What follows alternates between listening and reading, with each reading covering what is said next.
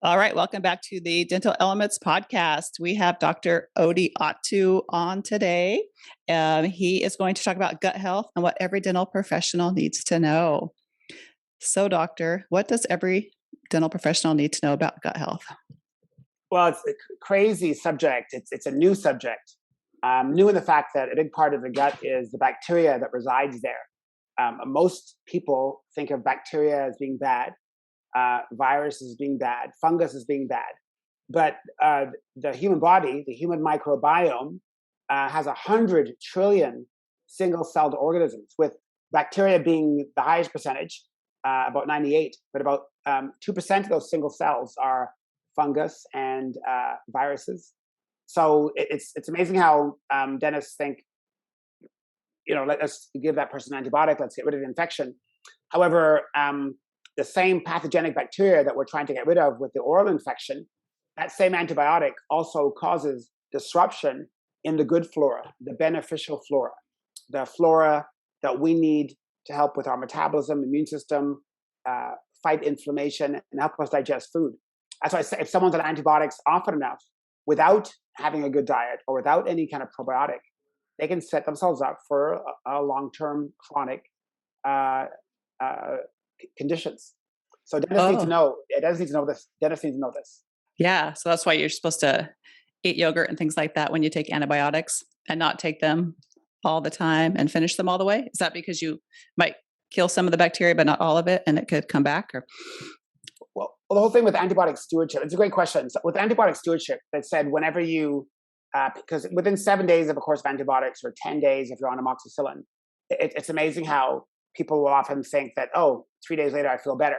Well, you haven't decimated all the pathogenic ones. It's when you don't kill all the pathogenic ones, the ones that are resistant bolster strength, and they come back with vengeance. That's why you got to finish all your antibiotics. But a big part of antibiotics, and we're having so much of them, they said the average person by age 20 have been on antibiotics 18 times already. And gastroenterologists have now shown that every time you take antibiotics, you disrupt the good flora, the trillions of beneficial bacteria that call you and me home. They disrupt us anywhere from 30 days to 2 years. And some people, they never come back in the proper ratio for a lifetime. So that being said, every one of us has been on antibiotics at least once. However, there's people in Europe, there's one country that was in Germany, they said that 1 in 4 people are on antibiotics every year. So that being said, you need to treat them with respect. So it's called antibiotic stewardship. So the whole idea is if you take antibiotics, make sure you take them for the full 7 to 10 days. However, taking them for a viral infection, taking them because I'm going on vacation, not a good idea. So many dentists now realize that you don't just give antibiotics out because the patient asks. And now the prophylactic pre-medication requirements have changed completely with the hip replacement and knee replacement. So it's fascinating, but it all comes down to the importance of bacteria. You do not want to decimate or disrupt the bacteria, because a lot of conditions in the human body start with a disruption in the flora about 3 to 6 months ahead of time. So these little bacteria are your friends. So it's kind of like Caries disease or periodontal disease. It's not all the bacteria doesn't cause it. There's a few in there that are the enemies. Is that kind exactly. of like your mouth? Yeah, exactly. Yeah. There's about 1,000 to 3,000 species in the GI tract, and that's where basically about 98% of them are. They're in the GI tract. There's also trillions on the skin, the armpit, the groin, in the hair, and in the scalp. However, 98% of them are in the GI tract, the 26 feet from your mouth to your butt. But the neat thing, what's also in there, that just so I get to it, is the fact that 80% of the cellular constituents of the immune system is in the GI tract. 80%. It's not my research. I'm just reading from Robin Chutkin in her book, The Microbiome Solution. Emmer Mayer in his book called The Gut-Brain Connection. They've actually shown that 80% of the cellular constituents of the immune system is in the GI tract. So a big part of our immune system it's being trained by these bacteria. Most people don't realize that the blood groups only come about because of bacteria. The blood groups in the human body only come out because of bacteria. So you mean like the type of blood? The type of blood, yeah. Oh. A, B, O, yeah. So just like when the baby's first born, they're a universal receiver. However, as the baby's microbiome develops over time, over 2, 3, 4, 7, 10, 30 days, then the blood status is completed. But it's the bacteria that dictates how this goes. So you can imagine anytime the new mom takes antibiotics, so there's lots of antibiotics taken during pregnancy, it's incredible how this impacts the bacteria. So bacteria like to be left alone. They love fiber. They hate sugar, except the pathogenic ones in the mouth. Most bacteria hate sugar. So with 70% of processed food containing sugar, someone who has very much a processed junk food diet always has disrupted microbiome. The microbiome is always disrupted. So all bacteria hate sugar? I said most of them. Oh, most of them. Okay. Yeah. Okay. So Candida, which is a fungus that loves sugar, Candida albicans. Okay. There's different bacteria in the mouth. Actually, when I talk about the gut flora, I'm talking about gut bacteria. I'm not going to talk about the 700 species that's in the mouth. I'm talking gut. In the gut. Yeah, in the gut. And you said that was 26 feet. The gut. 26 feet from from your mouth to your butt, and digest. Most of them are in the last 5 feet. Mm. Most of your microbiome is in the last 5 feet.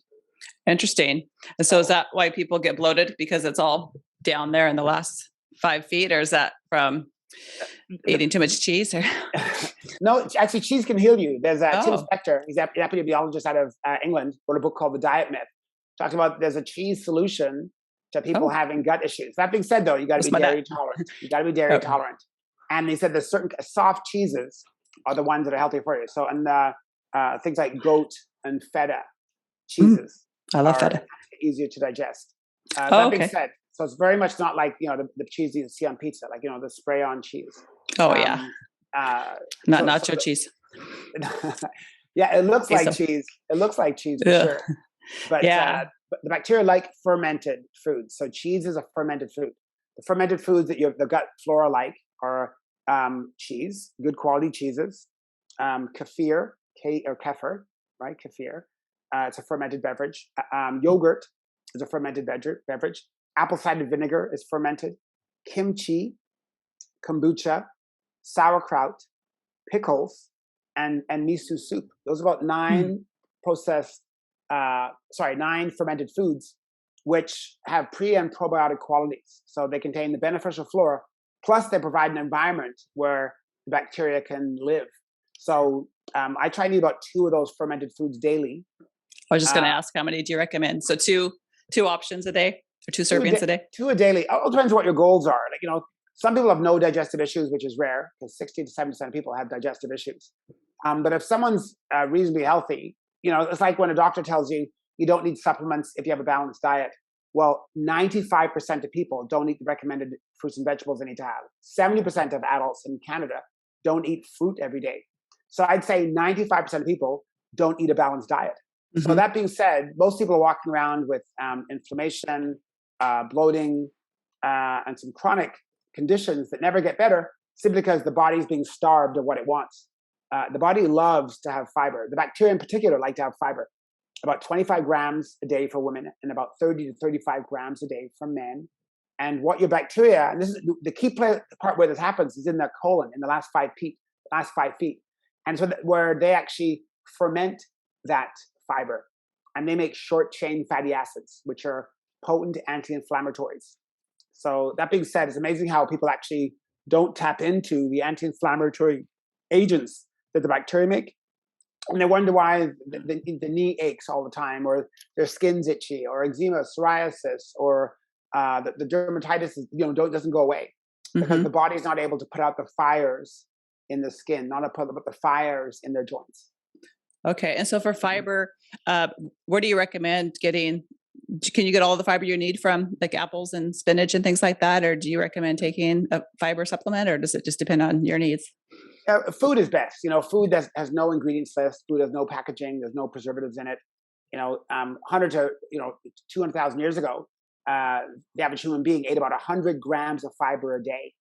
Now the average person in North America, it's about 10 grams a day, 10 to 12 grams. So because our genetics haven't changed too much in 100,000 years, we're really starving the bacteria, which have really set up place in our GI tract, calling us home. And then starving them. And then we wonder why, our eyes are itchy. We can't digest food. I have, skin complaints. Mm-hmm. What's the name? I'm trying to think of the gastroenterologist's name. Emran Mayer said that many autoimmune diseases initially are precipitated by gut membrane permeability. Another word for it is leaky gut. So it's gut membrane permeability. It's a PhD named Gummerson that coined the term leaky gut. But leaky gut is where the layer that protects us from our stomach becomes more permeable. And now pathogenic bacteria can make their way into the general circulation when they should be localized in the GI tract where they do most of their work. But Emma Mayer now, this is a gastroenterologist, says a lot of autoimmune diseases are preceded by gut membrane permeability. Robin Chutkin also says that. She authored the book, The Microbiome Solution. She's a GI doctor trained out of Columbia. Okay. And is it like 50 million Americans suffer from autoimmune disease, or 100 million? Yeah. 50 million Americans suffer from about 100 different kinds of autoimmune diseases. So autoimmune diseases like fibromyalgia, MS, eczema, psoriasis, rosacea. Some of these conditions are so resistant. People have them for decades and don't know how to go away. And the body's always trying to move towards illness. The body really wants to heal. Mm-hmm. So when the body's not healing, it's literally because we're not giving it what it needs to heal. It's like if you can have an amazing carpenter, an amazing electrician, but if she or he doesn't have the right tools, they can't fix your house. They can't build a closet. They can't fix your pipes. They can't rewire your house because you don't give them the tools. Many times we're not giving the body the tools it needs to work and regenerate and repair. And instead now the body has to do other things. It's like the three little piggies. One made the house out of straw, wood, or brick. If you want a really impenetrable fortress, you got to give your body the best tools. No matter how good of a carpenter you are, if all she's given is styrofoam to work with, that house will get blown down every time. Wow. Yeah, that's amazing. And so is that why cancers come about too? Is that like the body giving up, or it just can't keep up the fight, like just such a big storm, or how would that come into? Yeah, good question. I'm talking about inflammation here because it is Matthew Walker, is a neuroscientist out of Berkeley, said that every stage of cancer, inflammation is implicated. So every stage of cancer, inflammation is indicated. So that being said, our bacteria, this is where it starts getting realized. These single-celled organisms, of which there are about 1 to 3,000 species, with a collective genetic footprint of about 8 million genes, and you and I only have about 21,000 protein-coding genes in our body. Our microbiome has anywhere from 3 to 8 million collective genes in it, all the different species. So what these love doing is, when they get fed what they want, they ferment fiber. They make short-chain fatty acids. Short-chain fatty acids are potent anti-inflammatory compounds, potent anti-inflammatory agents, some of the most the body can make. So anytime the body is not being fed enough fiber, which is basically 95% of the population, they can't put out the fire in the body. Well, Matthew Walker talks about the fact that inflammation is a key player in every stage of cancer: initiation, promotion, progression, and metastasis. So cancer is the second biggest killer. So you can really see how people are better able to create a body more resistant to cancer if they simply ate better, if they simply consume more fiber. And you're thinking, Uche, is it that easy? Well, the first doctor, Hippocrates, said, let medicine be your food and food be your medicine. So no, believe me though, I still love doctors. We need our, physicians. However, for chronic and autoimmune issues, many times you start looking at lifestyle. People aren't sleeping well enough. People aren't moving enough. People are eating too much fast food. They're not eating enough natural food. And 95% aren't eating enough fiber. So basically less than 5% of the population can enjoy optimal health simply because they're not eating enough fiber. So only 5% of us enjoy, pain-free living, no brain fog, because of the food we're eating. So food is your friend. Food is not the enemy. So you really are what you eat, right? Well, it's a glib saying, but yeah, you definitely are what you eat. But people love their fast food. They love their junk food. Is that because they get cravings for it? Is it because it's like how like energy attracts each other? Is it because they have so much bad stuff in their gut that it wants more bad stuff? That like why wouldn't it sound good if it's good for you? Like why wouldn't you crave green leafy vegetables and you want Diet Coke and chips instead? Okay, I love that question. See, a lot of our cravings asking for a friend. The bacteria inside us. So the less, like when someone goes on a diet, let's say diet in a classic sense, and they eat almost all whole foods and less junk food, what happens is that they start craving the good foods, and the cravings for the junk food goes down. Many times, though, it's our single-celled organisms that make us crave sugar. So the pathogenic bacteria love sugar. So the more junk food and the sweets we eat, so as simple as 20 teaspoons a day, 20 teaspoons a day adds up to about 64 pounds a year. So if I'm only eating 5 teaspoons, I'm still eating anywhere from like 15 pounds of sugar, because it's a modern world, it's hard to avoid. But 5 teaspoons a day, which is within what WHO, World Health Organization, says is needed, is the maximum for good health. I'm not fueling the fire, but sugar is actually disrupting our good flora.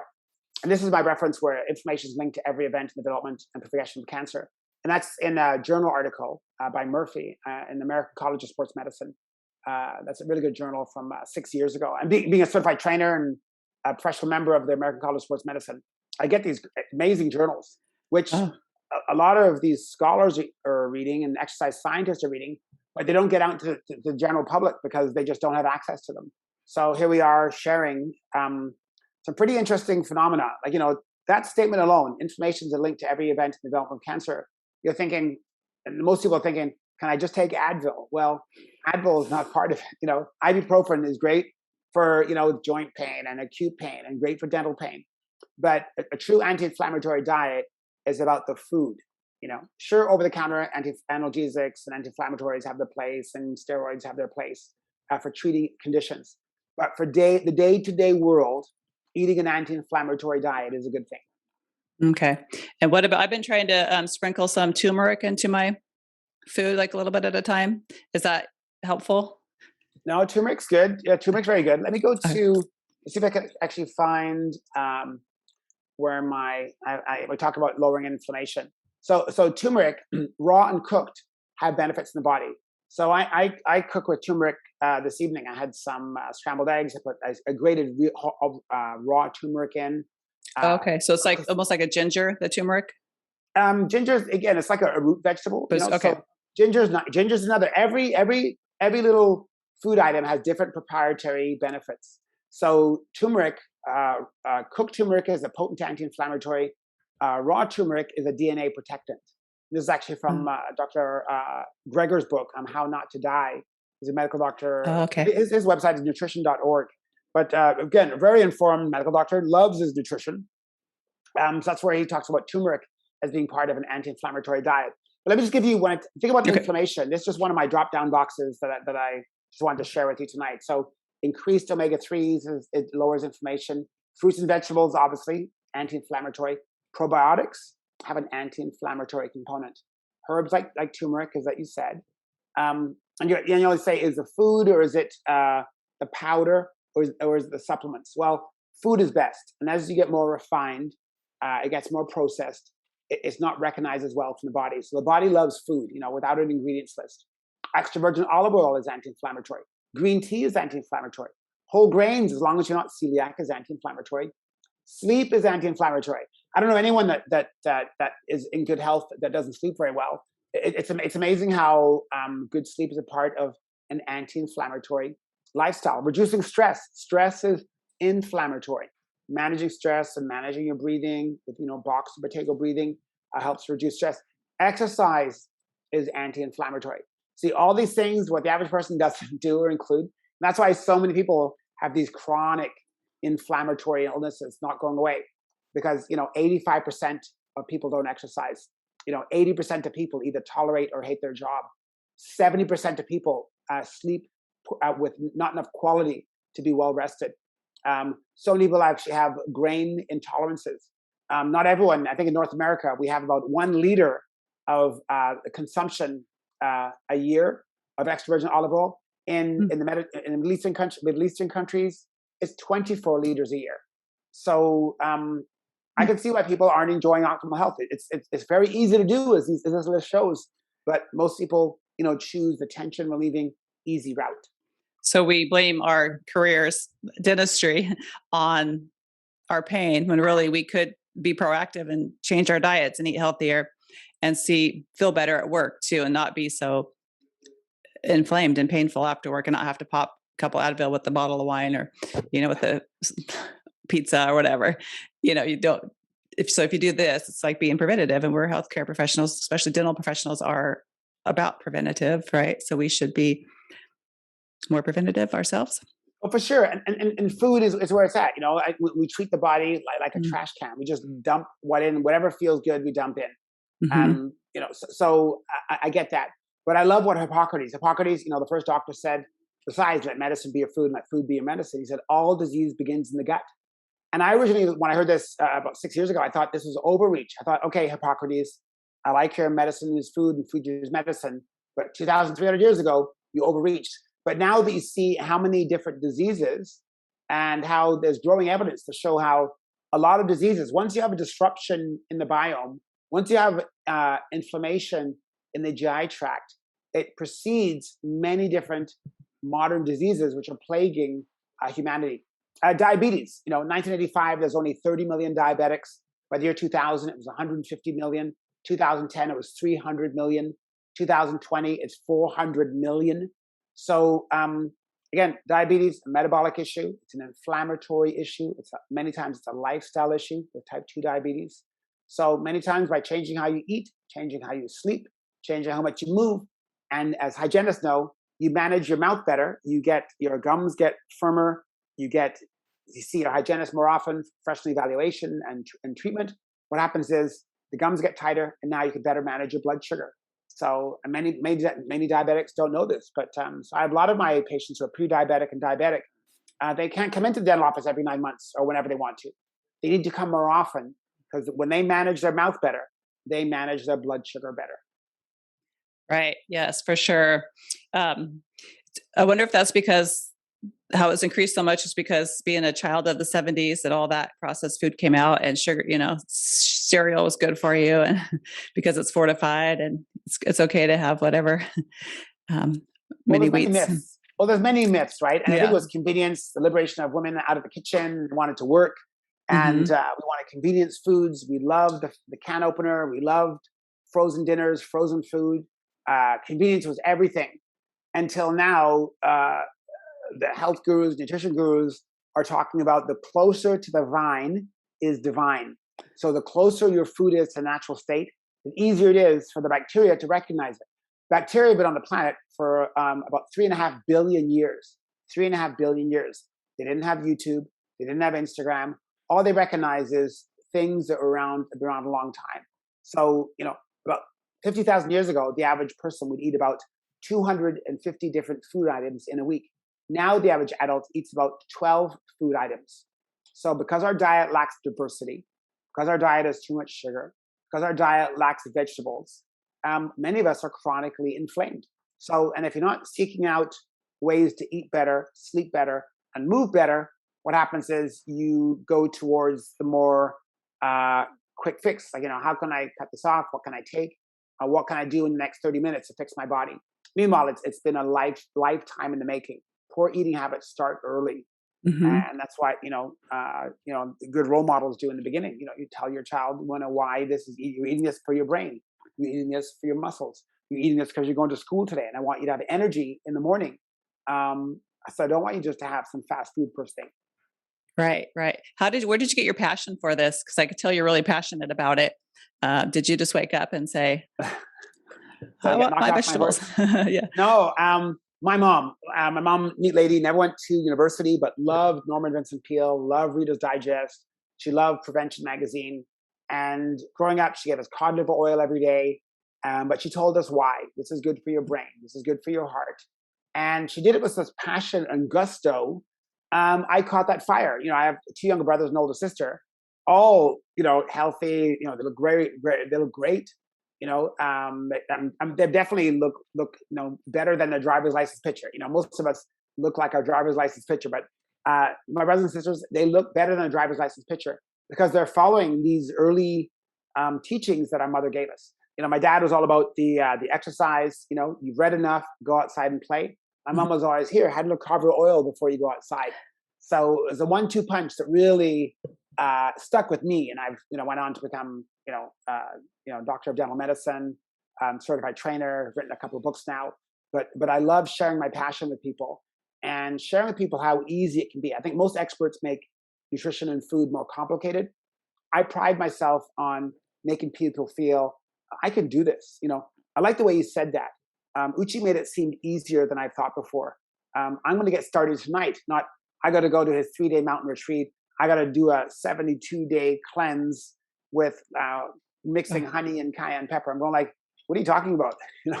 So I love simplicity. I love doable eating habits. Yes. And how do you, I know on our episode, I think it was episode number 35, you were a great guest and we talked about sleep and all of that. And you said something about exercise and you only exercise so many minutes a week. And if you guys go to our YouTube channel too, at Dental Elements, you can see this video and see his screenshot and just see how good he looks for, how old are you? 78? No, I'm just kidding. Hey, the whole idea is, age, people get about 20. People get this thing stuck in their mind about age. And I think it's all about energy. I see 20-year-olds that are sucking wind and bent over, and I see 80-year-olds with a to-do list like a mile long. So you really can't age well unless you're physically active. You also can't age well unless you sleep well. You also can't age well with a disrupted gut microbiome. But when we talked about exercise, I talked about interval training. And interval training is a really, if someone wants to get fit fast, interval training is the way to go. It's the fastest way to improve your aerobic fitness, your ability to take in oxygen, use it, and send it out. So that's a whole other, show. We'll do another episode on that. But I pride myself in how little I need to work out to still be fit. Most experts say I work out 4 hours a day. Me, never more than 30 minutes now. And it used to be hours in the gym when I was a teenager. Now I got to-do lists a mile long. I got patients to look after, lectures to do, books to write.